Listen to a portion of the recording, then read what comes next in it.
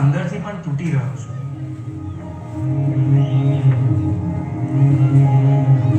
चक्रम जगत चक्रम युग चक्रम च केशव आत्मयोग भगवान परिवर्तय दिशा चक्रम जगत चक्रम युग चक्रम च केशव आत्मयोग भगवान परिवर्तय दिशा.